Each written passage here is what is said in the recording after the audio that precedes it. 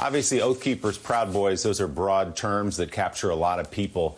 Who exactly are we talking about here with these subpoenas, and what's the significance? Sure. So with the Oath Keepers, it's Stewart Rhodes who's been subpoenaed. So Stewart Rhodes is the head of the Oath Keepers. In the days around January 6th, he was telling people what to bring to the riots to make it look like you don't have weapons, but you do have weapons. He's like, collapsible batons are in a gray area. Bring some flashlights, some D-cell flashlights. They can be used as weapons. He was sort of upset with the president on January 6th because he didn't give enough specific instructions, he thought. And he said the Patriots are taking it into their own hands here. That's what he said to his followers that day. In the run up to that on Telegram and in Discords, these groups specifically thought there would be violence that day and pushed that way. That's in part why Enrique Tarrio, who's the head of the Proud Boys, is also in this batch of subpoenas. Even though Tarrio never made it to D.C., he was brought in on a weapons charge beforehand, arrested on a weapons charge.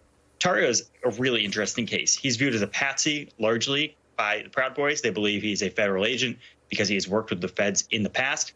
They believe he is some sort of, they believe he's a front for something else within that community. The third most interesting case here is this guy named Robert Patrick Lewis, who works for this group called First Amendment Praetorian, kind of a brand new group from last September, came around, really got kicked up around this whole election fraud conspiracy, was tied to people like Mike Flynn. This guy is a veteran and has, is kind of new to this organizing space, but was really good at it. Created a bunch of rallies before January 6th.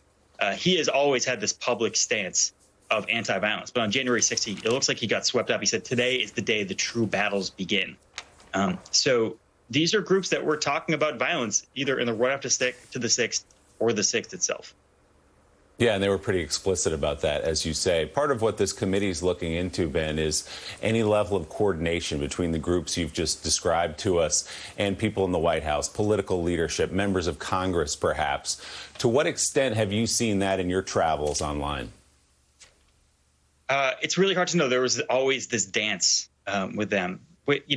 Specifically with Rhodes, he said, the president, just as I suspected, isn't going to tell us to go to the Capitol and take it over. He's not going to tell you to do that.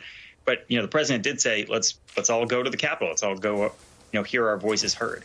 It's hard to know. These people used, as Rolling Stone reported earlier this week, these people used burner phones to talk to people at the White House. They knew what they were doing was not on the level. It's going to be very hard to unravel this. They always use encrypted communications, whether it's like things like the Signal app, where they use backends to get around to people that they know they're not doing necessarily great things. So it's a very difficult thing. I don't know how this committee is going to find all this stuff out. Hey, Ben, good morning. Jonathan Lemire.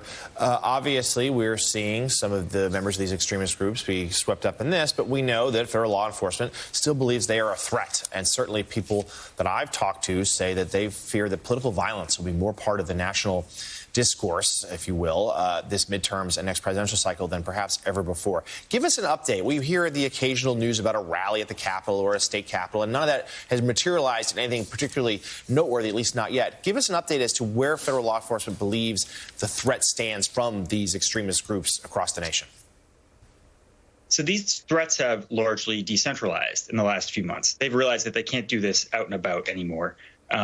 Even with the Proud Boys Telegram channels, which are sort of the de facto front for these things, the people running those Telegram channels effectively run the movements there. They're not as explicit as they were in the days before the 6th because they didn't think they had, back then they thought they had immunity. Now they don't think they have that anymore. So they are running through, like I said, some encrypted apps. They're doing things that are a little bit more private now than previously. And, these are groups that are ground up groups. They are they work in these satellite ways.